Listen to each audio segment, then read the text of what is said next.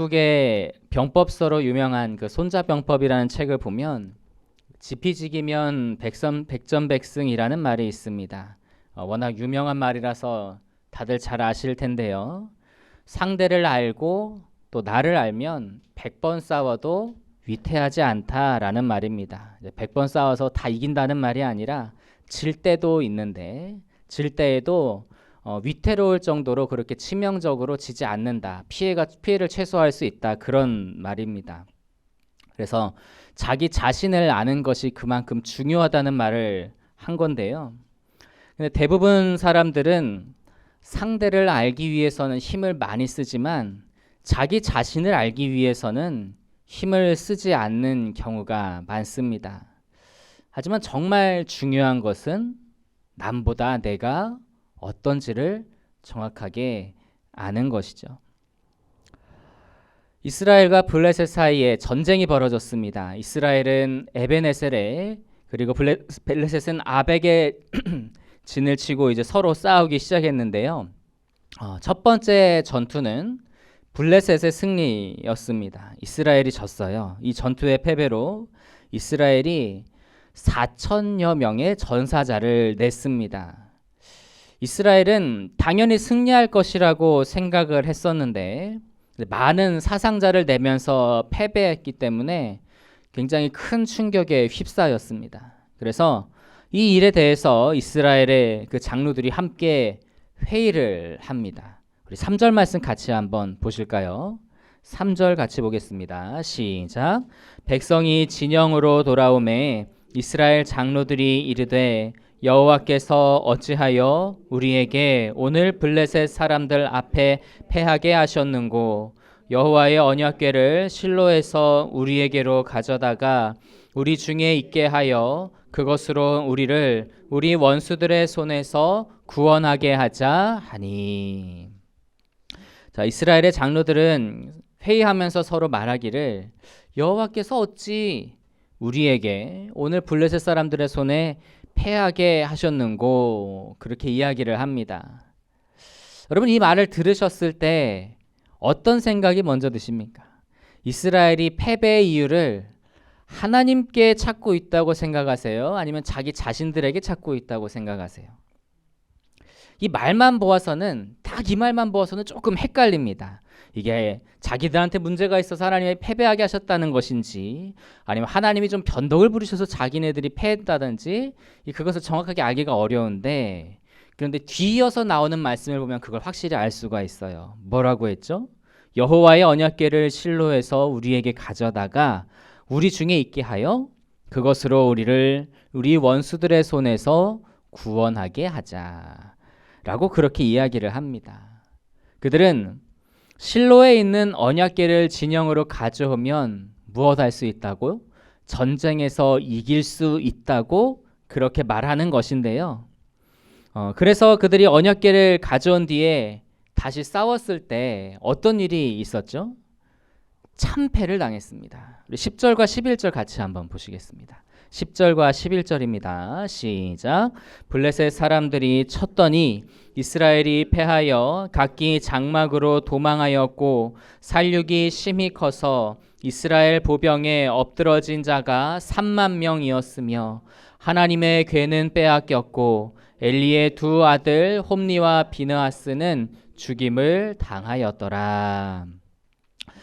이스라엘은 언약궤를 가져왔기에 승리할 거라고 정말 자신만만했는데 오히려 더 큰 패배를 당했습니다. 무려 3만 명이나 전사를 한 겁니다.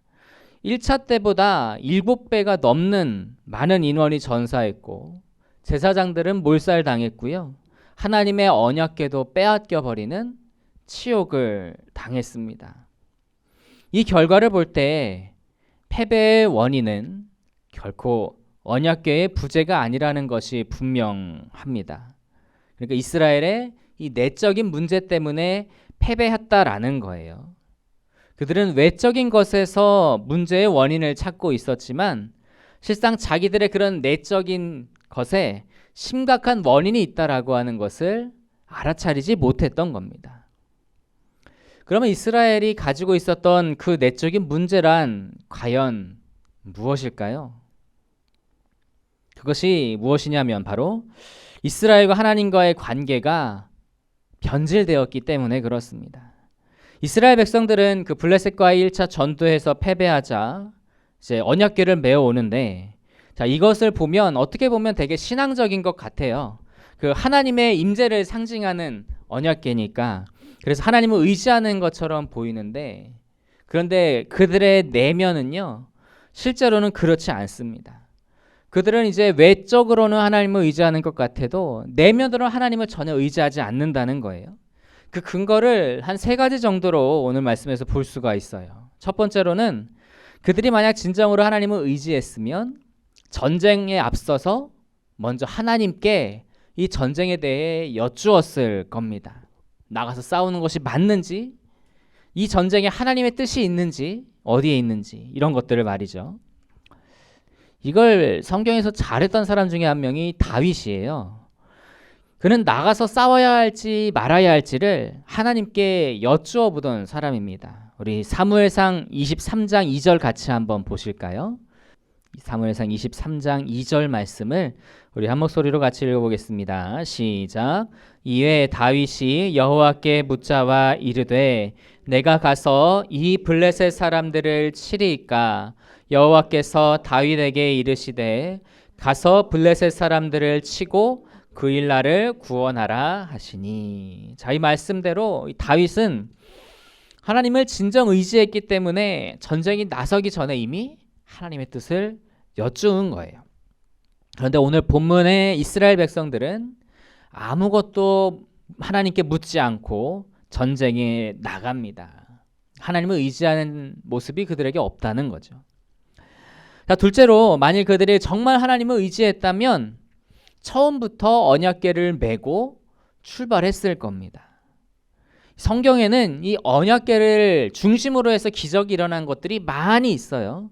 그 중에서도 이스라엘 백성들이 이 요단강을 건널 때에 이 언약궤가 먼저 그 범람하는 강 속으로, 자칫하면 물살에 쓸려 내려갈 수도 있는 거센 물산 속으로 먼저 언약궤가 들어가요. 언약궤를 맨 제사장들이 들어가니까 놀랍게도 이제 물이 멈춰서 이스라엘 백성들이 요단강을 마른 땅으로 건넜거든요.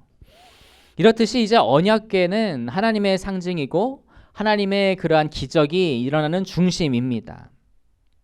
그런데 그들은 처음에는 언약궤를 가지고 가지 않았어요. 자기들의 힘만으로도 전쟁에서 이길 수 있다, 그렇게 생각을 한 겁니다. 그러다가 1차 전투에서 패배하니까 이제 그제서야 언약궤를 생각해 냈을 뿐인 것이죠. 자, 셋째로 그들이 정말 하나님을 의지했다면 그들은 1차 전투에서 패한 직후에라도 하나님을 불렀을 겁니다. 전투에서 패해서 하나님께 부르짖은 좋은 예가 있습니다. 우리 여호수아 7장 5절 말씀 같이 한번 보시겠습니다. 여호수아 7장 5절부터 7절 우리 같이 읽도록 하겠습니다. 시작. 아이 사람이 그들을 36명쯤 쳐 죽이고 청문 앞에서부터 스비름까지 쫓아가 내려가는 비탈에서 쳤으므로 백성의 마음이 녹아 물같이 된지라.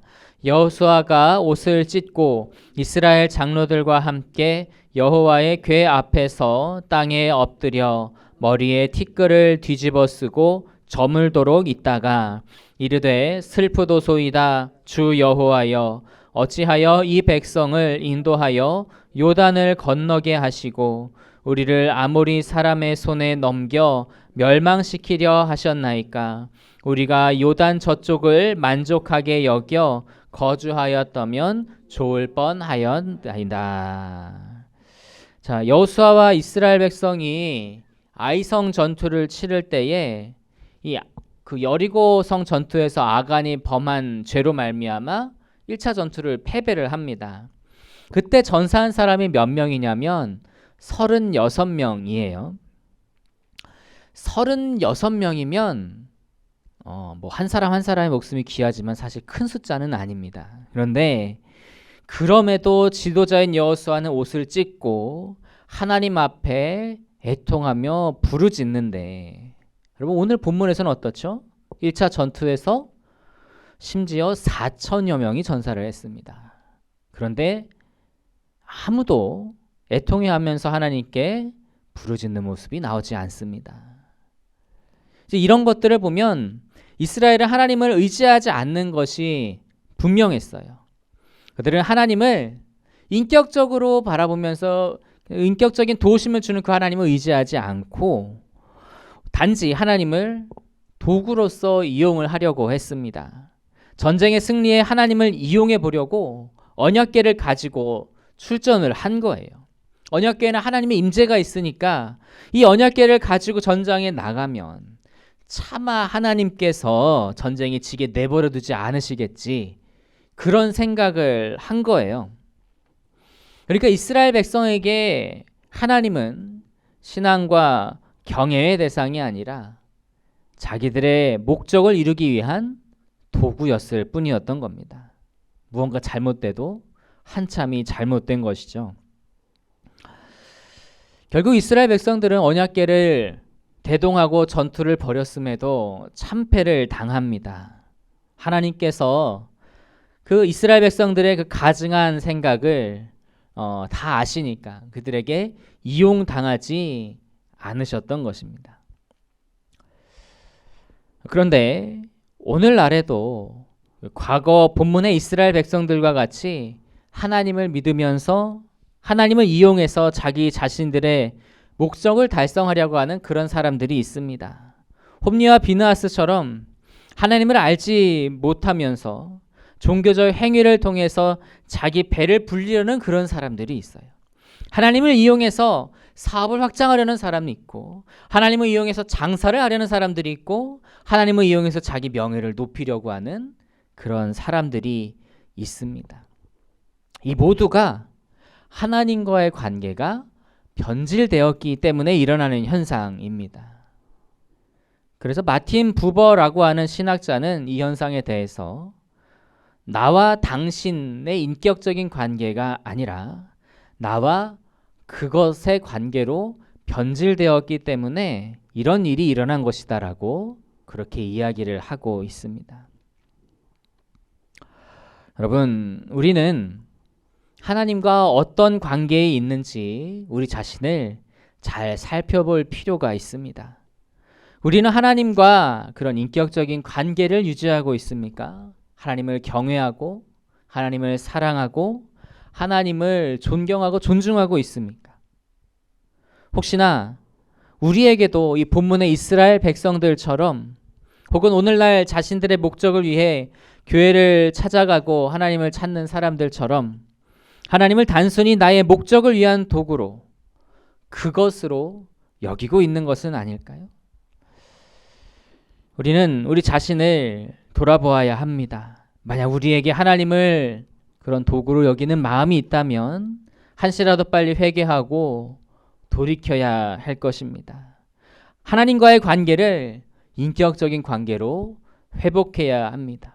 하나님을 사랑하여서 늘 주님을 찾고 하나님의 말씀으로 하나님의 음성을 듣고 기도로 하나님께 아뢰면서 하나님과 깊은 교제를 나누고 하나님을 경외함으로 그 뜻을 따라야 할 것입니다.